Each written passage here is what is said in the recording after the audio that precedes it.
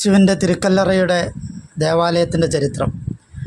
യേശു കുരിശിൽ തറയ്ക്കപ്പെട്ട അവിടുത്തെ രക്തം വീണു നനഞ്ഞ കാൽവരി മലയും അവിടുന്ന് സംസ്കരിക്കപ്പെട്ട അവിടുത്തെ ഉത്ഥാനത്തിന് സാക്ഷിയായ തിരുക്കല്ലറയും ഉള്ളിലാക്കി പണിയപ്പെട്ട മനോഹരമായ ദേവാലയമാണ് ജെറൂസലേമിലെ തിരുക്കല്ലറയുടെ ദേവാലയം.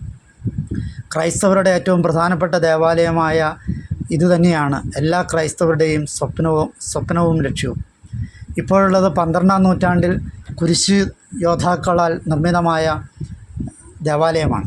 ഇപ്പോൾ ജെറൂസലേം പഴയ പട്ടണത്തിൻ്റെ ഹൃദയഭാഗമായ ഈ സ്ഥലം യേശുവിൻ്റെ കാലത്ത് ജെറൂസലേം പട്ടണത്തിൻ്റെ ചുറ്റുമതിലിന് വെളിയിലായിരുന്നു. യേശുവിൻ്റെ കുരിശുമരണത്തിനും ഉത്ഥാനത്തിനും വേദിയായ ഇവിടം എന്നും ക്രൈസ്തവ തീർത്ഥാടനത്തിൻ്റെ ലക്ഷ്യകേന്ദ്രമായിരുന്നു. ബാർക്കോക്വ യുദ്ധം അടിച്ചമർത്തിയ റോമൻ ചക്രവർത്തിയായ ഹഡ്രിയാൻ AD 135 ഏലിയ കപ്പിത്തോലീന എന്ന പേരിൽ ജെറൂസലേം നഗരം പുതുക്കിപ്പണിതപ്പോൾ കാൽവരിയും കല്ലറയും ഉൾപ്പെടുന്ന സ്ഥലം നഗരത്തിനുള്ളിലാക്കി. പക്ഷേ ക്രൈസ്തവർ അവിടെ വന്ന് പ്രാർത്ഥിക്കുന്നത് തടയുന്നതിനായി അദ്ദേഹം കാൽവരിയും കല്ലറയും ഉൾപ്പെടുന്ന സ്ഥലം മണ്ണിട്ട് നികത്തി അവിടെ വീനസ് ദേവിക്കായി ഒരു അമ്പലം നിർമ്മിച്ചു. 1.5 നൂറ്റാണ്ടിലധികം ഈ അവസ്ഥ തുടർന്നു പോന്നു.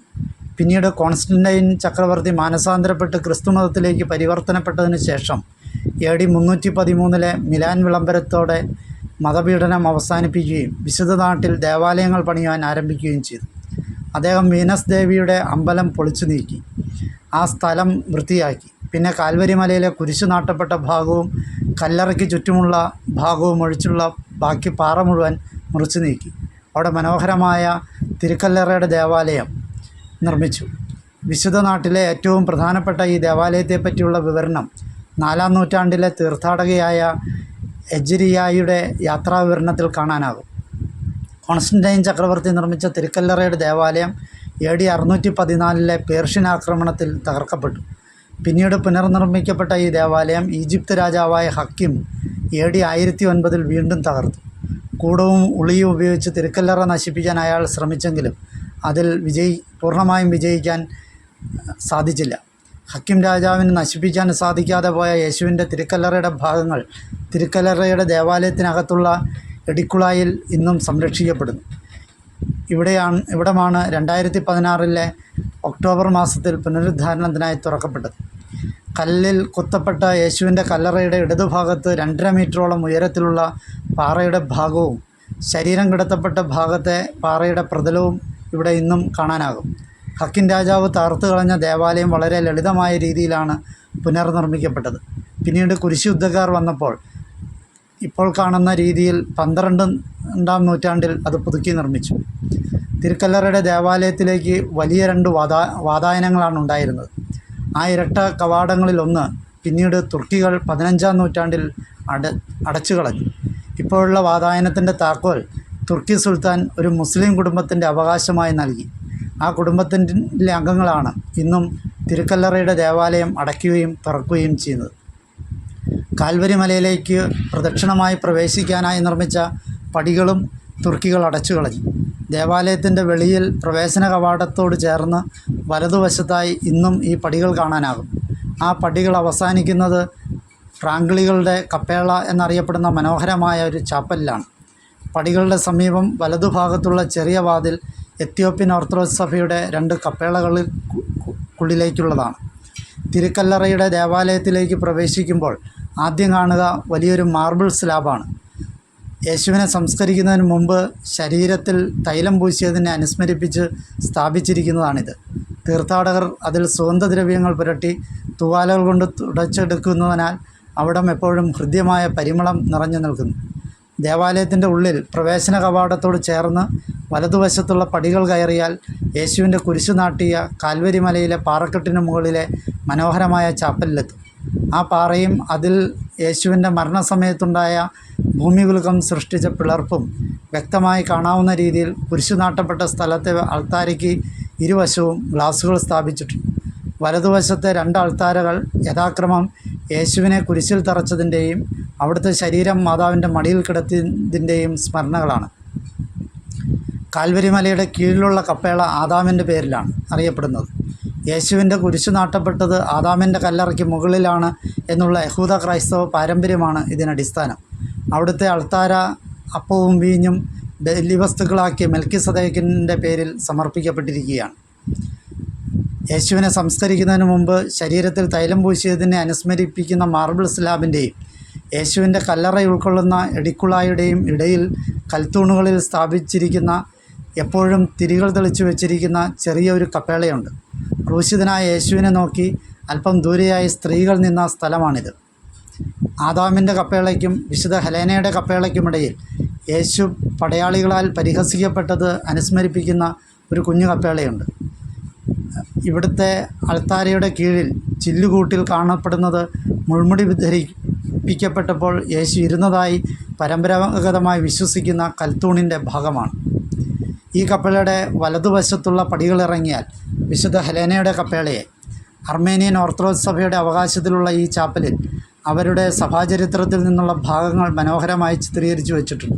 ഇവിടുത്തെ പ്രധാന അൾത്താര വിശുദ്ധ ഹെലേനയുടെ പേരിലും ഇടതുവശത്തെ അൾത്താര നല്ല കള്ളനായ ദിസ്മാസിൻ്റെ പേരിലും സമർപ്പിക്കപ്പെട്ടിരിക്കുന്നു. വലതുവശത്തുള്ള പടികളിറങ്ങിയാൽ വിശുദ്ധ കുരിശ് കണ്ടെടുക്കപ്പെട്ട സ്ഥലത്തെ കപ്പേളയിലെത്തും. വിശുദ്ധ കുരിശിൻ്റെ കപ്പേള എന്നാണ് ഇതറിയപ്പെടുന്നത്. ഈ കപ്പേളയുടെ വലതുവശത്തെ ഭിത്തിയിൽ കല്ല് മുറിച്ചെടുത്ത പാടുകൾ കാണാം. കാൽവരി മലയുടെ പാറയുടെ ഭാഗം തന്നെയാണ് ഇവിടവും. യേശുവിന് മുമ്പ് ഇവിടം പട്ടണമതിൽ നിർമ്മിക്കാൻ പാറ മുറിച്ചെടുത്തിരുന്ന സ്ഥലമായിരുന്നു.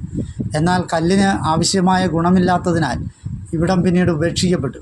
അങ്ങനെ രൂപപ്പെട്ട വലിയ പാറക്കുഴി മാലിന്യ നിക്ഷേപത്തിന് പിന്നീട് ഉപയോഗിക്കപ്പെട്ടു.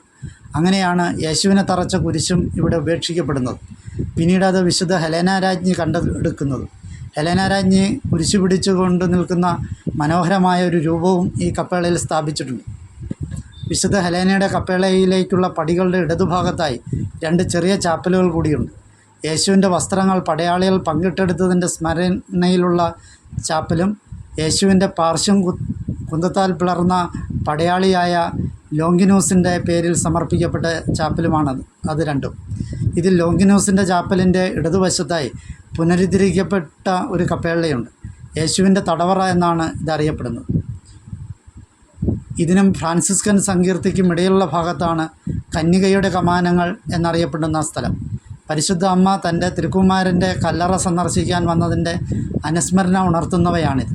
4-ാം നൂറ്റാണ്ടിൽ നിർമ്മിക്കപ്പെട്ട ആദ്യ ദേവാലയത്തിൻ്റെ അവശിഷ്ടങ്ങൾ ഭാഗികമായി ഇവിടെ കാണാൻ സാധിക്കും.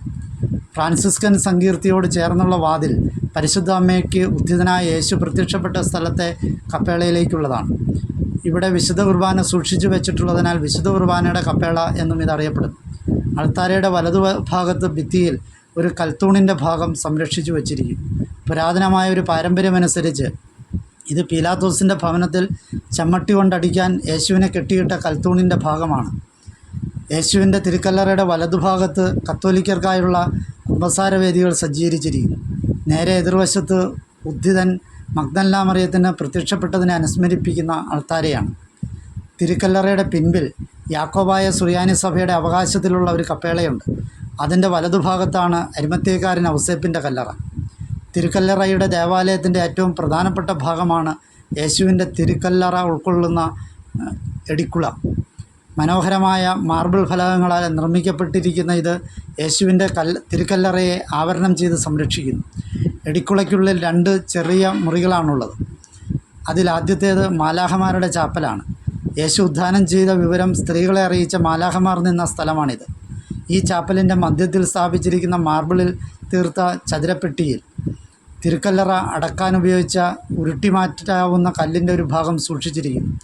മാലാഖമാരുടെ ചാപ്പലിൽ നിന്നുള്ള ചെറിയ വാതായനത്തിലൂടെ തിരുക്കല്ലറയിലേക്ക് പ്രവേശിക്കാം. യേശുവിൻ്റെ ശരീരം കിടത്തിയ പാറ മാർബിൾ ഫലകങ്ങൾ കൊണ്ട് ആവരണം ചെയ്തിരിക്കുകയാണ്. അവിടെ വിശുദ്ധ കുർബാന അർപ്പിക്കുന്നതും ചുംബിച്ച് പ്രാർത്ഥിക്കുന്നതും ഏതൊരു വിശ്വാസിക്കും വലിയൊരു ആത്മീയ നിർവൃത്തി നൽകുന്നു.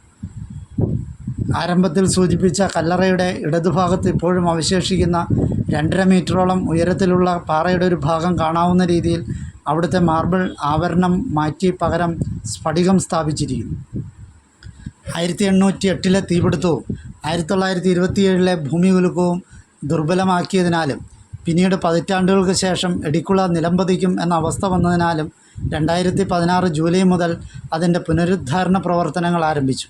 തിരുക്കല്ലറയുടെ ദേവാലയത്തിൻ്റെ മുഖ്യ അവകാശികളായ ഗ്രീക്ക് ഓർത്തഡോക്സ്, റോമൻ കത്തോലിക്കർ, അർമേനിയൻ ഓർത്തഡോക്സ് എന്നീ സഭകളാണ് ഇതിന് നേതൃത്വം കൊടുത്തത്. തിരുക്കല്ലറയുടെ ദേവാലയത്തിൽ അവകാശം പേറുന്ന കോപ്റ്റിക് ഓർത്തഡോക്സ്, സുറിയാനി ഓർത്തഡോക്സ്, എത്യോപ്യൻ ഓർത്തഡോക്സ് എന്നീ സഭകളുടെ അനുവാദത്തോടെയാണ് നിർമ്മാണ പ്രവർത്തനങ്ങൾ ചെയ്തത്. 2017 മാർച്ച് 22 നിർമ്മാണ പ്രവർത്തനങ്ങൾ പൂർത്തിയാക്കി പുനഃപ്രതിഷ്ഠിച്ചു. എടിക്കുളയുടെ അടുത്തുനിന്ന് മുകളിലേക്ക് നോക്കിയാൽ തിരുക്കല്ലറയുടെ ദേവാലയത്തിൻ്റെ വലിയ ഡോം കാണാം. അതിൻ്റെ ഉള്ളിൽ 3 നിലകളിലായി ഗ്രീക്ക് ഓർത്തഡോക്സ്, റോമൻ കത്തോലിക്കർ, അർമേനിയൻ ഓർത്തഡോക്സ് എന്നീ സഭകൾക്ക് ആശ്രമമുണ്ട്. എടിക്കുളയുടെ പിറകിൽ കോപ്റ്റിക് ഓർത്തഡോക്സ് സഭക്കാർക്ക് ഒരു കുഞ്ഞു കപ്പേളയുണ്ട്. എടിക്കുളയുടെ മുന്നിൽ കാണുന്ന വലിയ ചാപ്പൽ കത്തോലിക്കോൺ എന്ന പേരിലാണ് അറിയപ്പെടുന്നത്. ഗ്രീക്ക് ഓർത്തഡോക്സ് സഭയുടെ അവകാശത്തിലുള്ള ഈ ചാപ്പലിൻ്റെ മധ്യത്തിൽ ഭൂമിയുടെ പൊക്കിൾക്കൊടി എന്നറിയപ്പെടുന്ന ഒരു സ്മാരകമുണ്ട്. മനുഷ്യരക്ഷ നേടിത്തന്ന യേശുവിൻ്റെ പെസഹ രഹസ്യങ്ങൾ ജെറുസലേമിൽ വെച്ചാണ് നിറവേറിയത് എന്നതിനാൽ അവിടെയാണ് ഭൂമിയുടെ കേന്ദ്രം എന്ന ദൈവശാസ്ത്ര ചിന്തയാണ് ഇതിന് പിന്നിലുള്ളത്.